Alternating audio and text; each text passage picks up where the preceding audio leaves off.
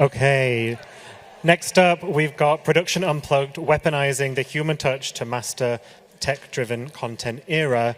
And to introduce the panel, please welcome Rona.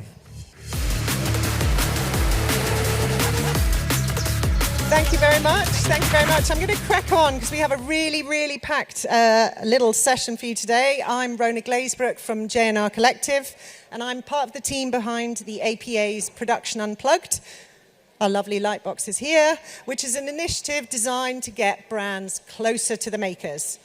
But the question we want to answer today is, how do we produce content that's all heart, all hustle, all human in this automated world? Well, today our world-class creators are going to tell you how to bridge that gap through elite human craft, modern technology, and progressive partnerships, all which drive commercial growth. So first up, let's welcome Salt TV to show us how their no-ego partnership became a playbook for creative effectiveness. Thanks, guys. Do we have a clicker? Oh, here we are. Oh, there we go. Thank you very much. Perfect. Super. Hello, everyone. Thank you very much for making it this morning, hot morning. I'm Aziza Bhatia, Managing Director and Head of Production at Salt TV. Salt is a creative production studio. We've been in the business of making branded content for over 25 years, and we've been working directly with TNT Sports in-house creative and production teams. And that relationship has really demonstrated to us what we've always believed, which is that great production collaborations are the key to unlocking creative effectiveness. So you get the best out of your creative when your production partnership is the best that it can be. And over to the lovely Emma Cassidy. Hello, so I'm Emma Cassidy. I'm one of the senior creative directors at Warner Brothers Discovery, and I head up the in-house team that looks after TNT Sports and also now HBO Max in the UK, to which I hope you've all subscribed. So before we get into our playbook, here's a quick look at what TNT Sports and Salt TV have produced together over the past 18 months.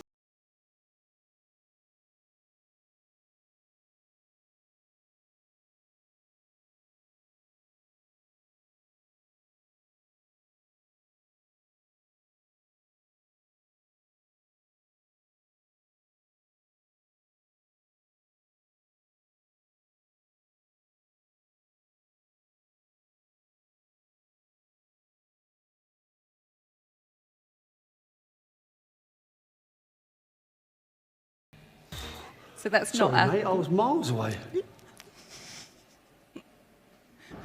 So that's not our theme tune, just in case anybody was worrying.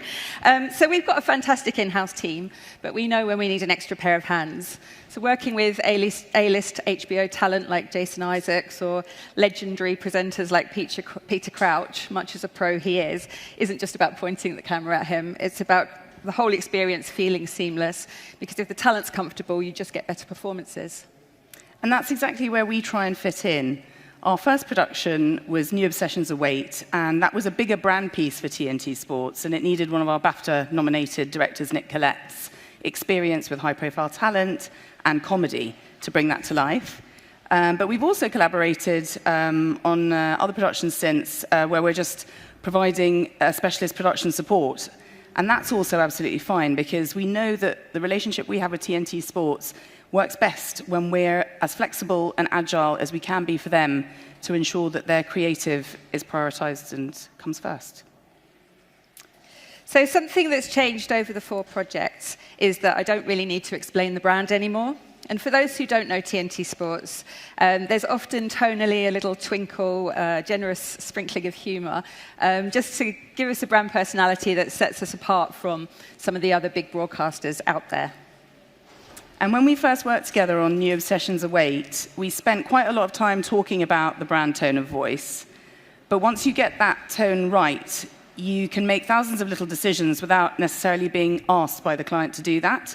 So, for example, in our latest spot for the FA Cup, we were all on the location recce and spotted a key potential cast member, the cat, the house cat. And we all thought at the same time, we need that cat in this ad. So collaboratively, we needed to pivot and make sure that the cat did feature, and it did. So it becomes a team sport, really, when you stop thinking, what would the client want, and you start just delivering it instinctively. And that's really valuable to us. So we're spending less time re-explaining the brief and spending more time making the work better.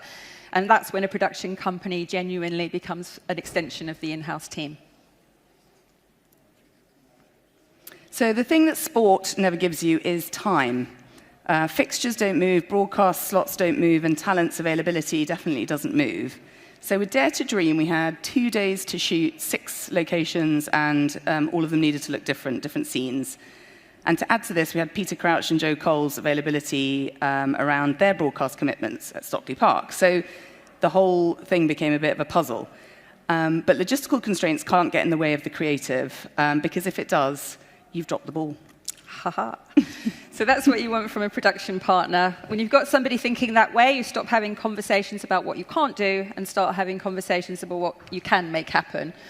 Broadcast promotion is different to advertising, so working in this way allows us to capture everything we need for an FA Cup men's and women's competition across all seasons, all rounds, TX times, radio lines, taglines, and with Salt it's not a problem because they instinctively know what we need. And it went on to win 2 Gold Gemma Awards. Which is always nice, but never the objective. At Warner Brothers Discovery, we're a storytelling company, and the objective is to entertain audiences. So Dare to Dream worked because it captured a brilliant insight that the FA Cup is the cup of dreams, and it told that story with warmth and humanity. So the creative stayed true to the brand, the production stayed true to the creative, and the audience got something that was genuinely entertaining. Win-win. So if we're going to leave you with one thought, it's think about production as part of your creative team. And we'll also leave you with the Dare to Dream, our Gold Award-winning production. It creeps up on you. Then suddenly, the world around you fades away. Boom, you're lost in an FA Cup dream. Let your imagination run wild. Steve! Ow! You can see it, feel it, believe it. I'm all right. Because this is the FA Cup, where every fan dares to dream.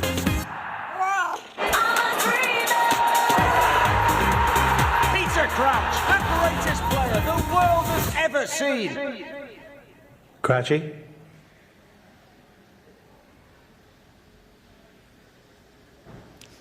Crouchy? Dare to Dream, the FA Cup, live on TNT Sports. Sorry, mate, I was miles away. Thank you. Thanks.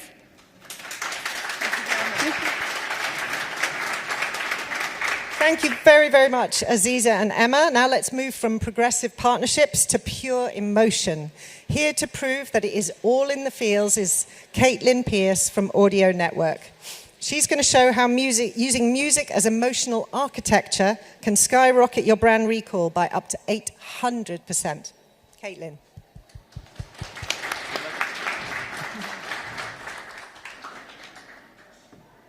Hi, everyone. I am Caitlin Pierce. Thank you. I'm the head of branded content at Audio Network. We are a catalogue of over 300,000 songs that's being crafted specifically with your brand in mind.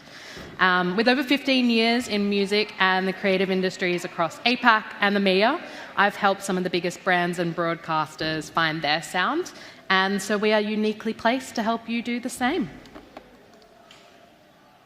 Oh, there we go. We'll come round to you.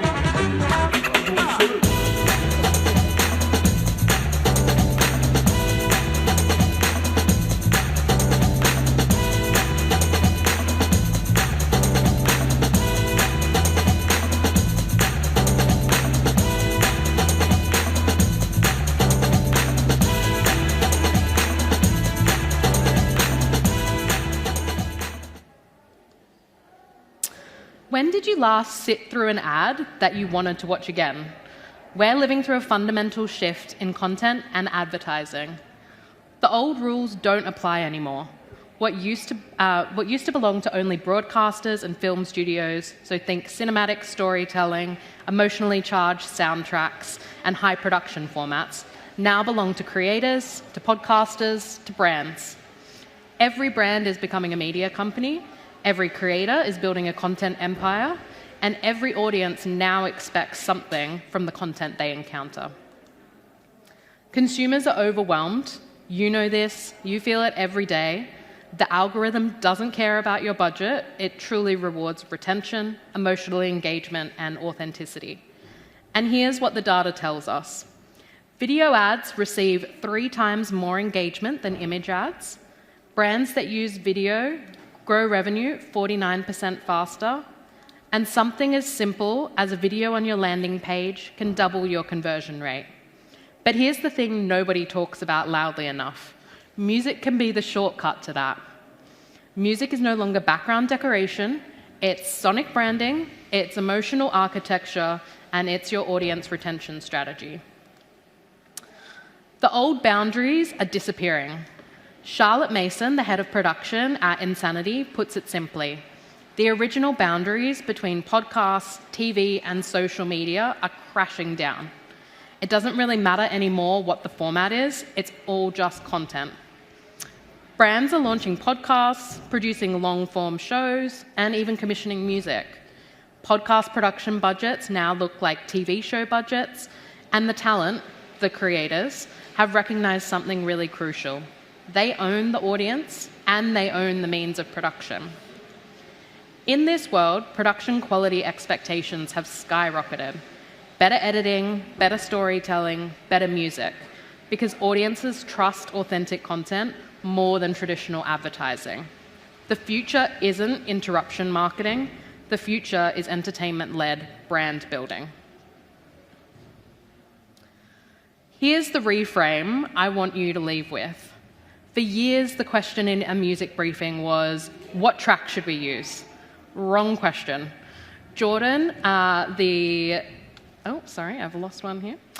Jordan, the manager of the Sidemen, put it really simply by saying, I do apologize. Forget the question, what track should we use? It should be around the sound and the mood. Brand linkage and recall can go up by 800%, as previously stated, when sound is used strategically. The best performing content uses music to build tension, create anticipation, deliver emotional release, and reinforce authenticity.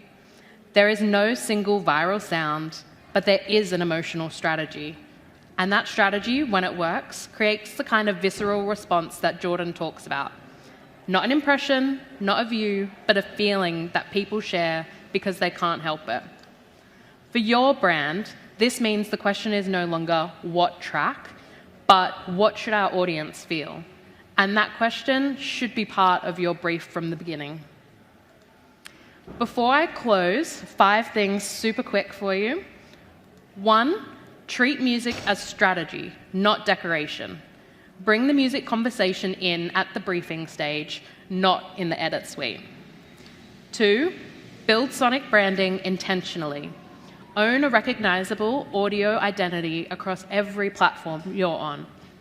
3, commission original music where you can. Distinctiveness is the scarcest resource in content right now. 4, create content ecosystems, not campaigns.